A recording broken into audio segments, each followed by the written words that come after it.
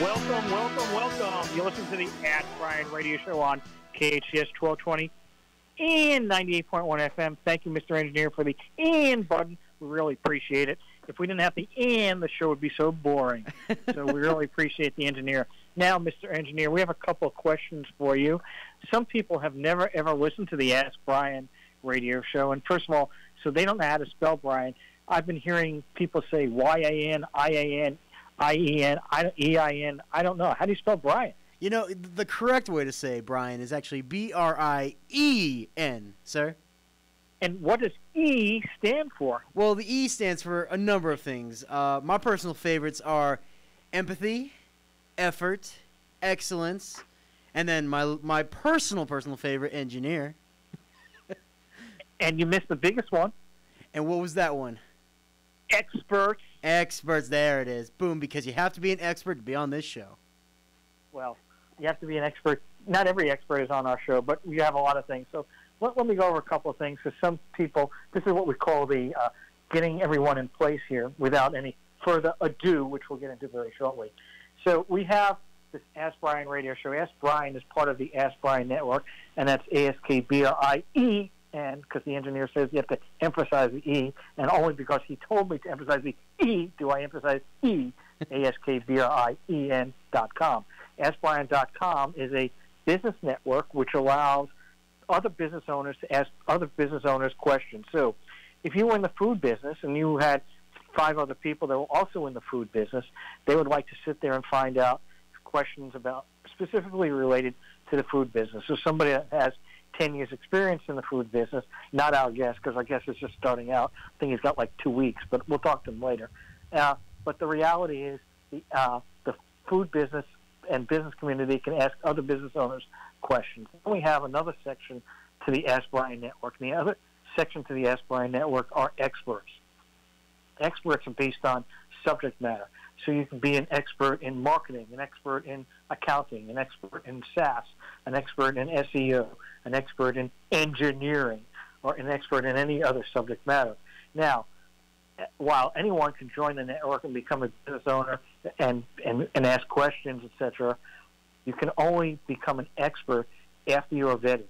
Experts are vetted, and if they typically have 10,000 hours, which is 50 hours a week, 40 hours a week times 50 weeks is 2,000 times 5. After 5 years experience, typically after 5 years, people typically can qualify as an expert, though that's not an absolute. Some people will qualify with the 10,000 hours. Some people won't be able to qualify at all with those 10,000 hours. So that's a criteria. And then also, we have certain people that may have only been in a business in a certain period of time, a shorter period of time than the 10,000 hours or 5 years, but they have such an expertise and developed such a known following that they are very, very expert in their subject matters. So the Ask Brien Network has been around now for over 4 years, and each week we try to help each business owner solve a business problem. Now, as we all know, right now we're going through a very, very difficult time in my lifetime and most people's lifetimes, with the stay-at-home orders and people having to work from home mostly. There are some people that are still going to work, and for those people that are going to work, we appreciate that they're going out there on the front lines and helping people out.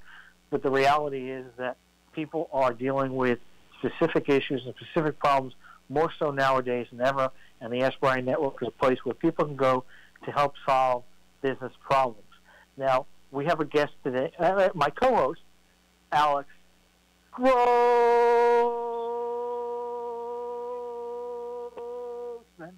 is unavailable today. I don't know why. Maybe he couldn't hear my voice. I'll have to try to see if I can reach him. My other co-host, Lindsay Main, or Tamara Lear, is also not around. But we have a great co-host today, guest today, and our guest is, I don't know if his name goes by the name of William or Bill, but his last name is Saller. And Bill, are you there? I am. Okay. So you go by the name of Bill or Will or anything I want to call you? You can call me anything, but my name is Bill Saller. Okay, so anything is we have a question for anything. So anything. Absolutely. Absolutely. So, first of all, not everybody knows your background. I have a little bit of knowledge about that, but so I don't want to go back to when you're 15 years old, selling icicles on your bicycle. But what was your first job? First of all, did you go to college, or what was your first job after college? Yeah, so in college, my second year, I decided I had a friend who was delivering bread on bread routes. And he'd bring checks back, and the amount of money he was making was surreal to me. And I think at the time it was about $900 a week, and some weeks he'd make $1,200 or $1,300. And I thought, what the hell am I doing in college? So I left college, went to and applied, and ended up delivering bread was my first job. I did that for approximately 2 years. I realized that I could buy different bread routes, different distribution areas. I did that. Ultimately, I ended up with about 6 different bread routes, had different drivers, and that was my initial experience, I guess, with being an entrepreneur and dealing with employees and and all the benefits and challenges that come with it. Before you go any further, so that first job you had, did you buy a route or you were working for somebody? Well, I initially applied and got a job for Wonder Bread, which was a big brand in Southern California many, many years ago, and but left that after a couple of years to another bakery had routes that were available for sale. And I just thought to myself in a very simplistic way, I go, wait a minute, if I'm making $1,200 a week doing this, and if I can get 3 or 4 other people running routes, and they're, I'm profiting from them, why on earth would I not do that? So I went down that avenue and had some success. So.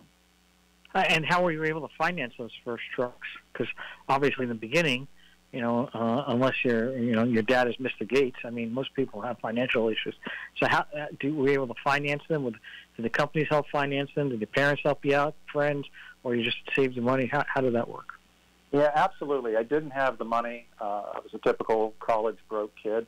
But I developed some experience with bakeries and bread and deliveries. And so when this other opportunity came across, there was interest because I had experience, and they were looking for people that could properly manage the different distribution areas. So I had a little bit of an advantage. Still had to buy a truck, still had to finance that, and I didn't get the kind of vehicles that I would have preferred. I would have preferred shiny new vehicles, but they were old and required a lot of maintenance. And so instead you used horses. Yeah, okay. So exactly. Like the carriages. Yeah. So was it all with one company, these bread routes, or were you doing bread routes for different companies at that time? Well, no. At that time, it was pretty much one company, Wholesome of California, and did that for 5 or 6 years. And that bakery was bought out by a company called Grupo Bimbo, which is the largest bakery in the world. And at that time, they purchased many different bakeries. And ultimately, we ran into some challenges in that they were competing with us with other companies or bakeries that they had owned. So it ended up a legal situation that was settled. And from there, I moved ended up getting a few different jobs short term. I was involved with a group that helped build Snapple Tea on the West Coast. Had some solid success there.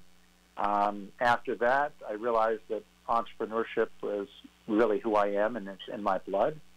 So I had an opportunity to purchase some distribution areas for Krispy Kreme donuts on the West Coast. And our engineer loves those well. Krispy Kreme donuts. I do. That is true.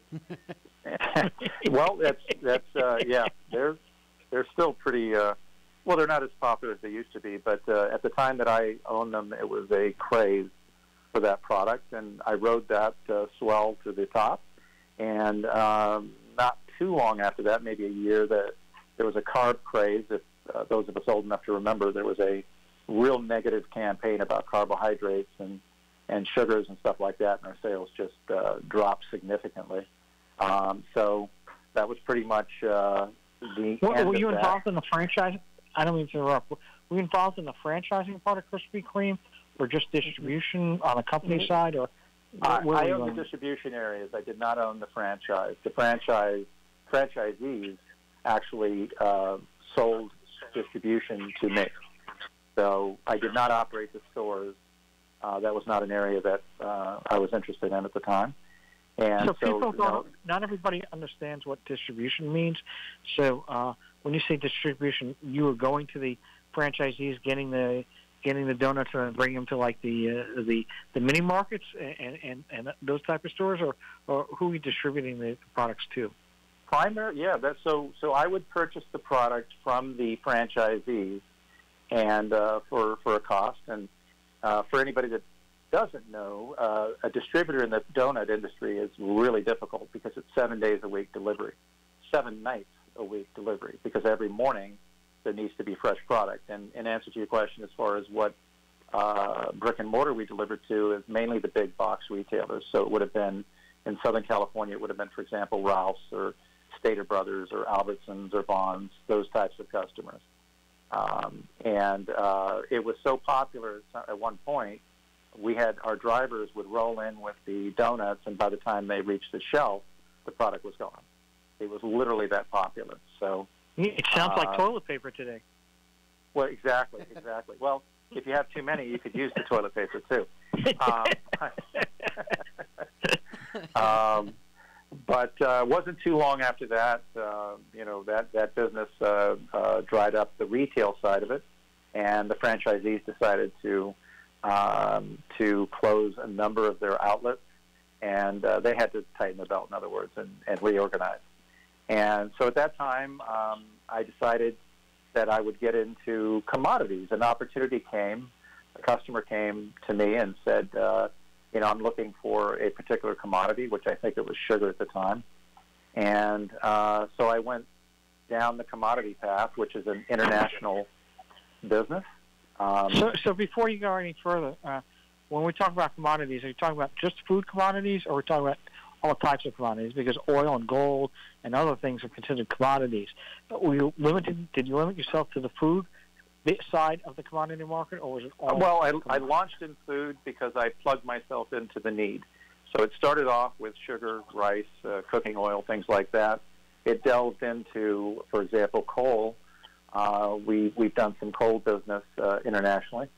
So no, it's also non-foods, and so that required a tremendous amount of travel. I've spent from the commodity business about 2 years of my life in China. I've spent a lot of time in the Middle East, Europe, South America, Central America, Mexico. I mean, I've pretty much been everywhere and spent a significant amount of time dealing with commodities. So that became my piece of business, and that wasn't, it was rewarding and challenging at the same time. When you're, for example, I would purchase commodity from, say, a country like Bangladesh. One example, we purchased containers of sugar, and with the idea of shipping that to China, Shanghai, China, and we did it. We were successful at getting it there at the port, but there's little challenges that you face from time to time, and with me, the challenge was it said refined sugar on the bag, and the word refined to the Chinese customs means better than. It doesn't mean processed, it means better than. So we had a huge problem and had to literally go to the port and relabel, I don't know how many bags of sugar to accommodate. We had to take off the word refined. So it hasn't been without challenges, a lot of lessons, but a tremendous amount of experience. I'm still involved in commodities, really enjoy the business. And why were you traveling so much? Well, to enable, when you're dealing with commodities, you're dealing with, mines or growers direct. You're not going through third parties, whether that's brokers or others that are involved. And commodity business is treacherous. If you delve into that, there's everybody on the internet will tell you that they can deal in commodities, and the reality is it's very few. And so to do it correctly, I decided I would want to go directly, to the facilities. China, for example, I'd have cities and provinces that would invite me, and the government would show me their different lands and what they had available, and those trips tend to be lengthy. And so then I'd have, for example, many, many years ago, I was in Damascus, Syria, right before the issues there, working with a customer, because you need to verify. Nowadays you can't just verify things with an email or documentation. My philosophy is you need to actually physically see who you're doing business with, and so that's taken me around the world. Now, for example, with China, I want to point out that you and I have never met, but go ahead. Okay. Well, because you said that you have to go before you do business with people, you have to see them. That's why I made the comment. Oh, absolutely. We have not met. So that's actually true. But so the commodity business was very rewarding, very challenging. It was a wonderful experience. It makes you be very wise in your decisions, because it tends to be a lot of money. Commodity is very low margin but very large volume. For example, a coal deal we were involved with was $6.5 million for one particular deal, and that's a lot of money if you make a mistake. And when you're dealing with shipping containers or vessels, if something gets stuck at port, there are things like demurrage, and if you don't offload on time, there's just a tremendous amount of expense, and you can go upside down very easily. So it's a very challenging but rewarding industry, in my opinion.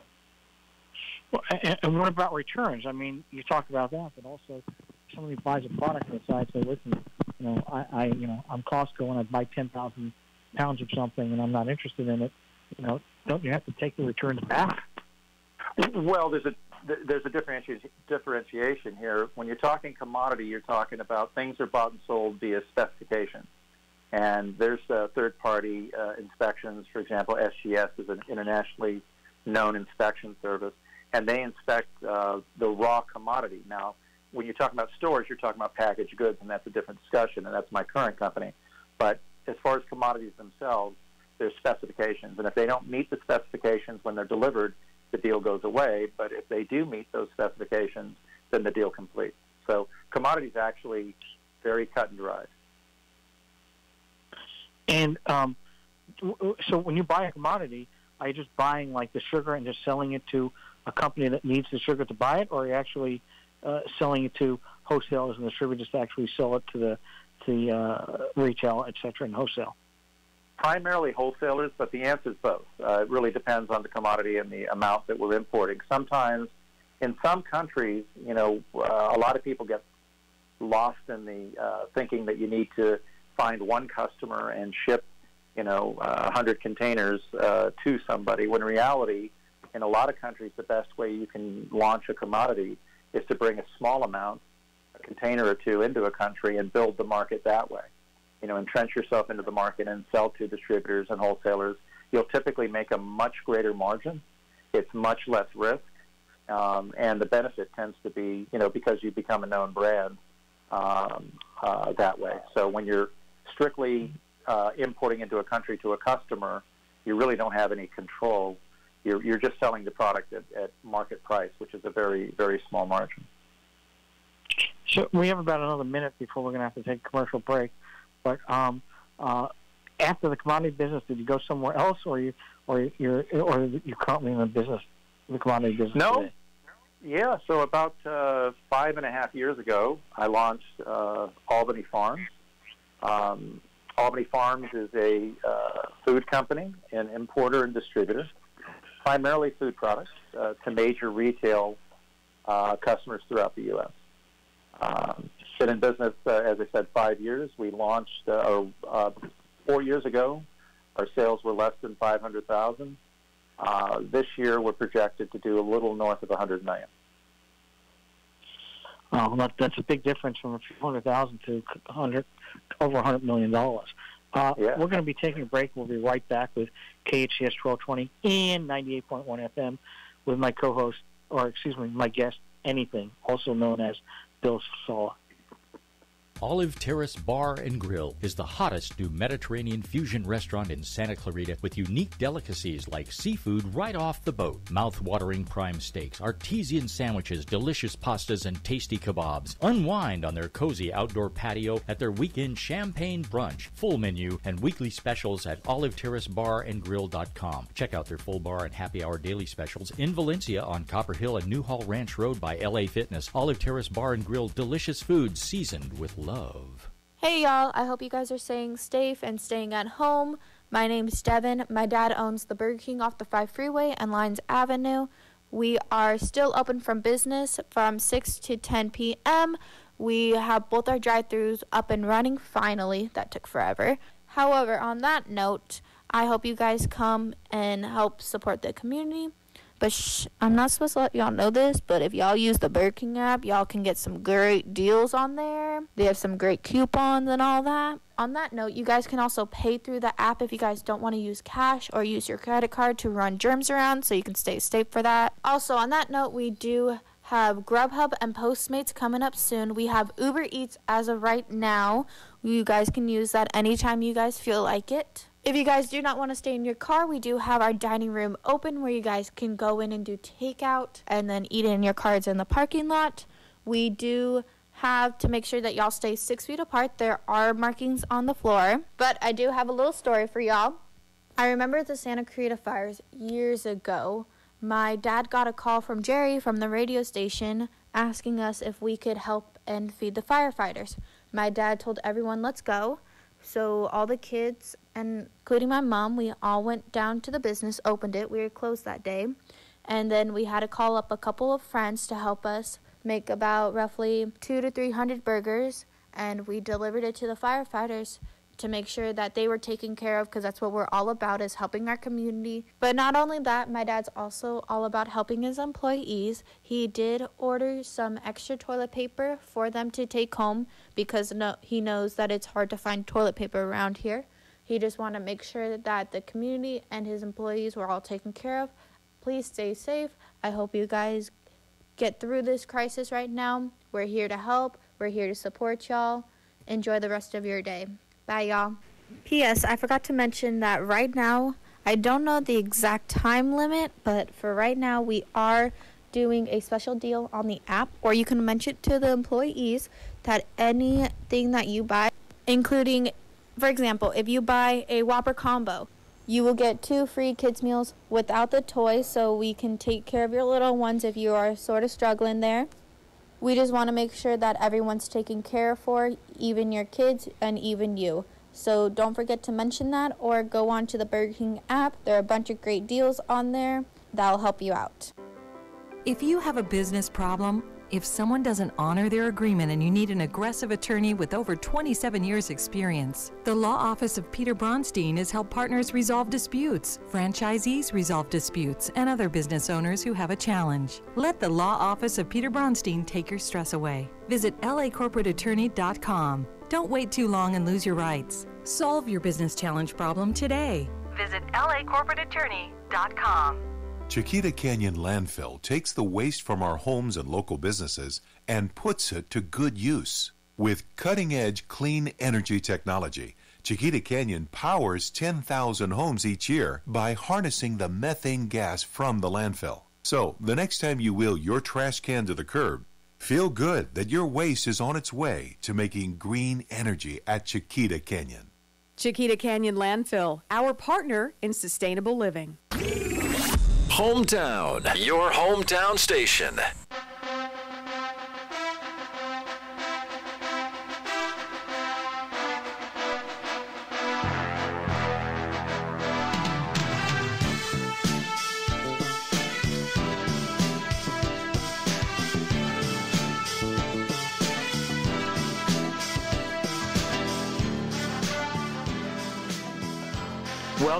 Welcome. You're listening to the Ask Brien radio show, AskBrien. Our engineer likes us to emphasize the E. Otherwise, it would just say EN. But our engineer is, he's got a lot of power over me. He controls the sound. He controls my voice. He controls a lot. So I have to kind of rely upon my engineer because he's an expert. Because that's the one E that he forgot earlier today. And we have to make fun of the expert engineer. And we're back on our show. We're at KHTS 1220 and 98.1 FM. The engineer had the "and" button, but he forgot to use the "and," so we just did 1220 and 98.1 FM. I think the owners actually like it that way, but the engineer kind of likes to, a little bit there. So we were talking with Anything, also known as Bill Saller, because he said we could call him Anything, but we're going to call him Bill for the rest of the show. So, Bill, we were going over some items, and you've got quite a career there, quite accomplishments that you've made, starting out with, basically distributing dough, because it was the money, all the way up to your most recent company, Albany Farms. You've done a lot. You did Snapple, you did Krispy Kreme. You've done a lot of things that we've said earlier on the show. On the Albany Farms part, you said that business started out about 4 or 5 years ago at about $500,000. You're expecting revenue this year to be north of $100 million. My first question is, when you started out that company, obviously you have to have a lot of money to be able to get a $100 million company. You can't just start out and say, okay, I'm going to get a $100 million company. You need capital. You need, funds, because my understanding of the food business, and I'm not the expert, you are, so the first question I have is, it is a low-margin business. Is that correct, or very high margin?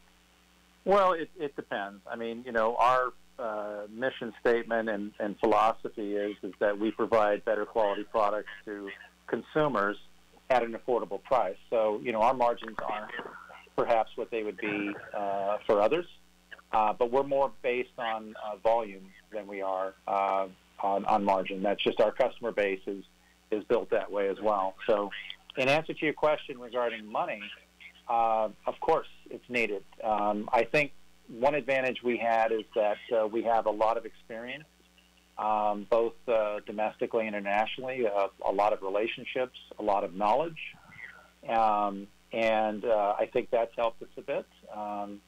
But it's been, like in every other business that you hear about, I mean, there's tremendous challenges, particularly as you grow.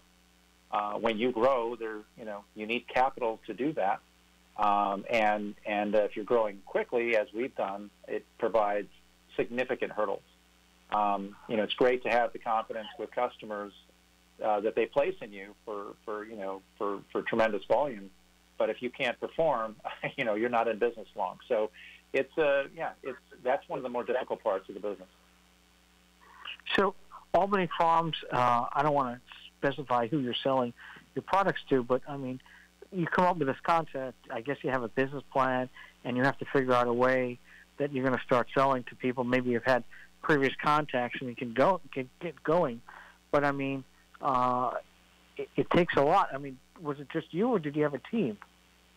No, very, very few people on the team. It was needed because of can't afford to do things like that. But I did have retail relationships that go back a long way, and I think that helped us a little bit. Again, due to the experience. But I think a lot of times, companies or and individuals, I think we overthink things. I think being in China 2 years taught me a lot about what is possible.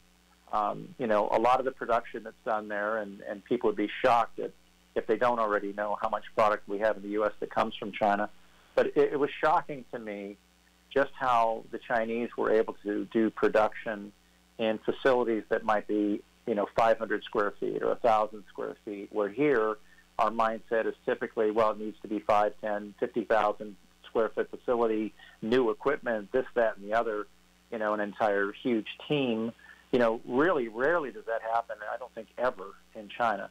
And I think I have I'm not super positive about that country, but one of the things they do that I think is really smart, I mean, it's mind-blowing how in one instance, I know a facility that's 750 square feet, and one machine, and they kick out 30 containers of product a month, which is a lot. And so, I think sometimes you overthink it, but, in my, I had an advantage in that I had the relationships and the trust with our customers, and it was able to, to navigate these waters. But it certainly hasn't been easy. The financing was I've heard, I think tenacity is so important, and if you're going to be an entrepreneur, and not just what the word tenacity means. I mean to the core, and that means hearing the 100 no's or the 150 no's, or the you're in the wrong business. You're what the hell are you doing? Things you have to hear all of that. You have to go through all of that. But if you believe in what you're doing, and if you know that you have an edge, whether it's price, quality, service, whatever it is, that and you can stick to it, you're going to make it. You will eventually make it. That's what I've come to learn.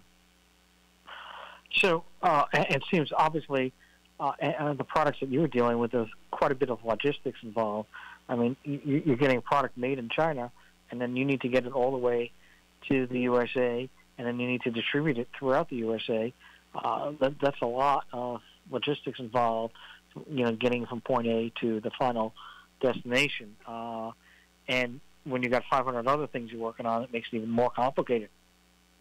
So when you started a company and you had a couple of people involved helping you out, I guess, your team, how did you get the funding to raise to get going? Because this sounds like a big, huge project and a big amount of money. And obviously, when you're going, 500,000, some people can see that and understand that. But you're telling me that you're going north of 100 million.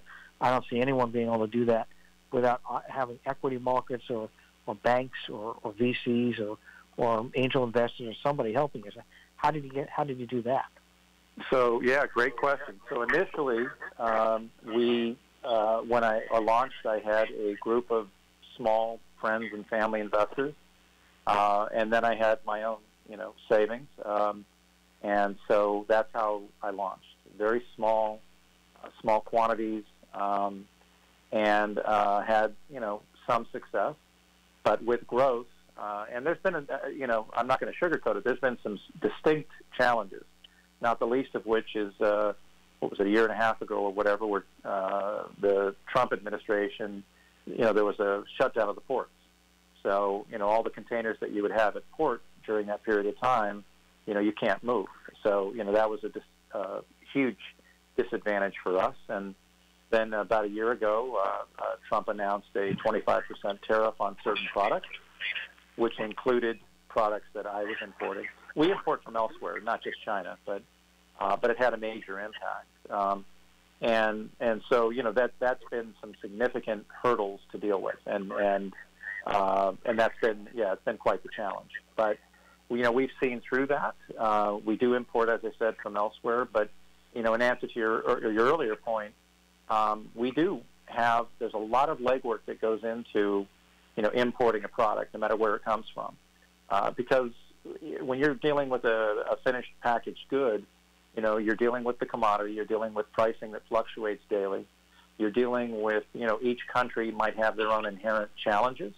They might have strikes, they might have product supply or commodity shortages, they might have weather issues, or what we're facing now with COVID-19, which is this insidious virus that's around the world. So there are tremendous challenges. I think one thing that we have is we have the relationships and the communication in many parts of the world where we can see through those. Not perfectly, but we can see through them better than most and find our way forward.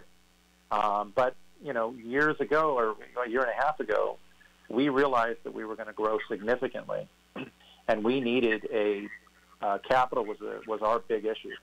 And as most people out there might know, I'm sure, that are entrepreneurs, when you go to a bank and you need money is when you're not going to get that. It's when you don't need it usually is when that's available. And so it was a major, major problem for us. I mean, we were running out of capital. We were facing expenses due to, tariffs and port shutdowns and things like that. So we decided, we put our updated our business plan, and we started knocking on doors. And when we knocked on doors, it was an incredible amount of negativity because the only thing we had to offer was a very small business that had that was slightly profitable, but it kind of looked like it was stuck in the mud. And unless you knew what business was coming our way, and it was hard to get that message to people that are investors that aren't in my industry. They're not involved in this. I mean, a lot of investors are in real estate or other things that don't relate. And so it was really difficult. We'd have a lot of meetings. I can't begin to tell you, hundreds of meetings I'm sure that I had, looking for, larger investment, and was turned away. And just it's very demeaning. It deflates you. It takes all of your energy away when you get in front of somebody that's significant, and they basically look at you and say you don't have a business. I mean, it's really difficult to hear those things, and you'll hear all of them if people out there. I'm sure they already have, but we've seen through that and didn't allow that to stop us. And eventually, we did find an investor, and that's enabled us to go forward. Now, is there a resource to find these people? A suggestion that I would have is calling your local bank, even though they won't help you with your checking account. But if you ask them, usually the top level people there will have some contacts. Some won't give you the time of day, but if you call enough, you'll find somebody. I think that's one resource. You will find things online where they do offer, but it's a needle in a haystack, and you need to know that up front. It's not a simple process because there's so many people out there pitching at the same time. I would suggest that if you do find potential investors, that if they understand your business and understand what your business is, I think that's a huge advantage and might save you a lot of time. But there's nothing like just reaching out and talking to other business owners, talk to other successful business owners, and they'll have tips because they've all gone down that same road that we're going through. So I really think it's tenacity, and it's an old saying, but I mean, that extra phone call that you make, that extra email, that extra, talking to somebody else about the business, and you just can't tire of that.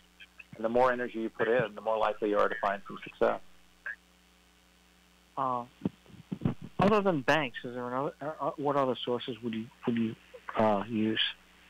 Well, so there's venture capital. Yeah. So we're partnered with a VC currently, and there's a trade-off when you deal with VCs typically. On the one hand, you probably will give up equity in your company, and in some cases, significant equity. But the flip side of it is you might have the financial support you need that you might not have otherwise, and you might not see a way forward in your business otherwise. So in my situation, I partnered with a VC who has provided the capital necessary for us to grow, and typically a VC's mentality is they want to see quick growth anyway. So it's kind of more in line with what they want. A company like mine is about fast growth. So we were fortunate though. I called a bank, and the bank said, "Well, I know a few people. You can try them," and that's how that started. That's how I found this particular VC. Some are very difficult to find, and purposely they don't want to be found, and but you just have to keep reaching out, and you'll find them. And how has your business changed? I mean, obviously financially you're probably better off, but how has it changed with the fact that now you have another person involved that may or may not have the same vision that you do? So that's another great point and challenge, because there is somebody else involved. When most of us, when we start a company, we enjoy that control, and then you have somebody else involved, and it's a challenge. And in my situation, VC has a significant interest in our company, And most major decisions I make, I run the company completely and make all of the decisions. But for the large things that I do, I need to inform them and ensure that they're on board with the steps that we're taking. So we've got about another 45 seconds, and we're going to be taking a break. So how long did it take you to find your VC? Probably it was about 15 to 16 months of searching, and that searching process, when you know that you have a problem financially to grow, that 15 or 16 months feels like 10 years because you're constantly knocking on doors, and some people are so abrasive when they, turn away from you. I mean, it's not a pleasant experience always, and it's very, very challenging. So it was a good 15 or 16 months. But, the thing that got us through anyway, and what I'd like to share is tenacity, is that, shutting off those no's, and, the old saying that a no is only a no today. It doesn't mean it's a no tomorrow. And as corny as that sounds, that's actually true in business. You cannot look at, negative saying, what people say, what people think, or problems that you've created in your company, or, any of that stuff. You have to see through that, particularly if you believe enough in what you're doing. And we do, but it was a long, hard 15 or 16 months. All right, we're going to take a break. We're listening to KHTS 1220 and 98.1 FM with Anything Bill Saller. We'll be right back.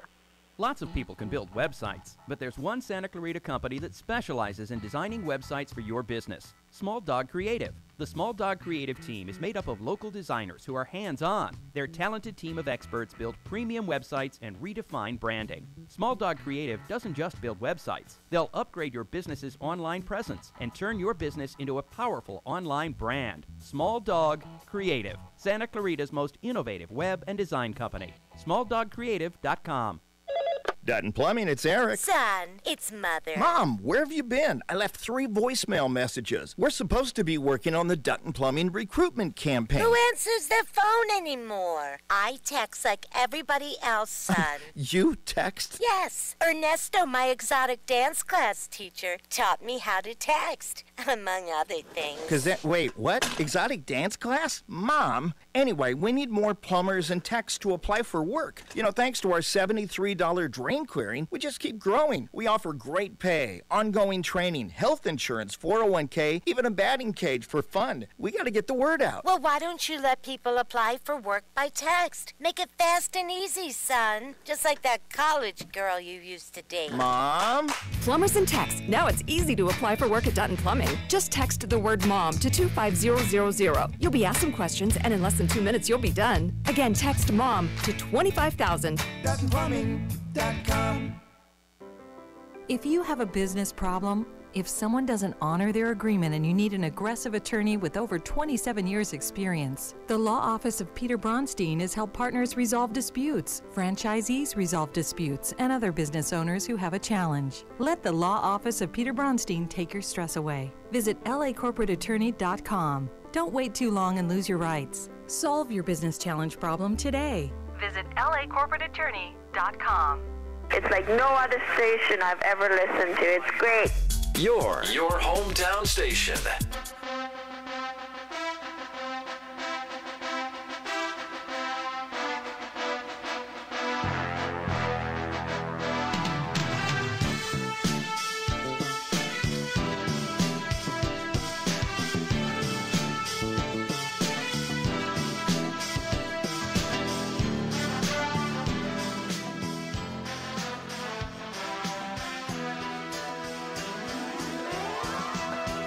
Welcome back. You're listening to the Ask Brien radio show, AskBrien.com on the KHTS 1220 and 98.1 FM.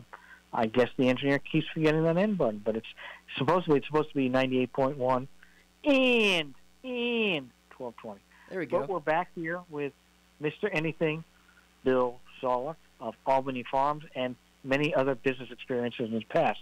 We were recently discussing VCs and trying to figure out ways to get funded.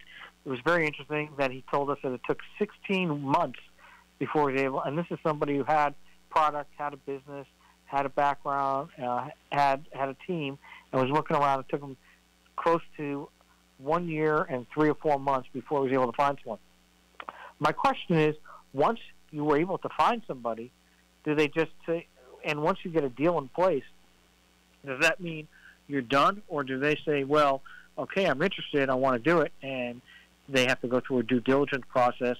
And if they do, what are the kind of things that they ask? So, yeah, that's another great question. So there's a process to it. It's not instant as much as, after 16 months when you finally come to an agreement, you're hoping to walk out of that office with a nice fat check to go forward, and it doesn't work that way. So typically there's additional due diligence. They run, background checks on the key people in the company. They'll, run history on the company and do the financials and verify, statements that are made to them. But, in my situation, a lot of it was based on, I believe, a lot of it was based on confidence in what our company was about and where we were headed, and certainly I think the experience helped, at least in my situation. So, yeah. So when you did get your VC, first of all, what were your sales revenues after that? Because it was 15, 16 months. So up until that time, you said you started out, you had a couple $100,000. When you were at months 15, 16, and the VC said, okay, what were your sales numbers at that time? Probably close to $1 million, but we were in debt because we could not.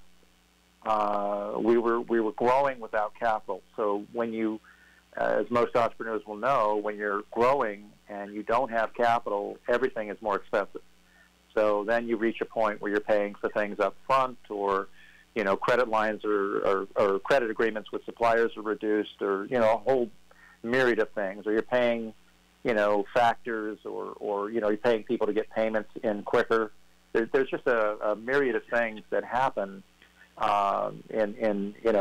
during that time. So we were actually accruing some debt each month, not a lot, but we were in debt, and but we explained that to the VC. They understood. We explained where we were headed and the relationships that we had both here and around the world, and felt very strongly about about what we were doing. One of the things that I did with the VC, I'll be very quick here, but one of the first things that we talked about was meat products out of Europe. And the reason we did that is, in doing business there, I realized that all of our crops, or most of them, I hope less, but are GMO, or genetically modified, and in Europe that's illegal. So I started thinking about it. I go, wait a minute, and the prices were good. The euro had dropped at that particular time, where for years nobody would do business in Europe because the euro was just too valuable.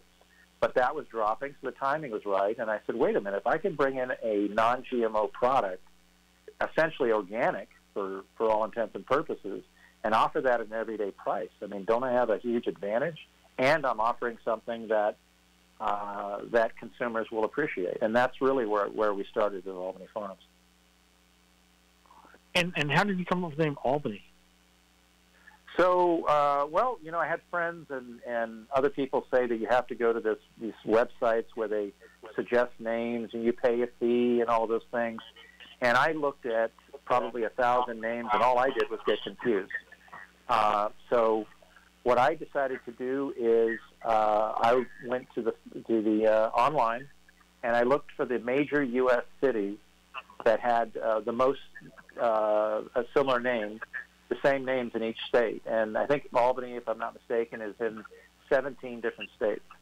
It might be something like that. And I thought, because we knew we were going to be a national brand, and I wanted people to have a familiarity with that, not the least of which is where you're from, Peter, in New York. We're Albany, New York. So, but there's an Albany, California, Georgia, Florida, Washington. I mean, they're all over the place. And I just could have used Springfield. Yeah, exactly. Unfortunately, it was already taken. So, yeah. All right, sorry, we're out of time. Thank you very much, Bill.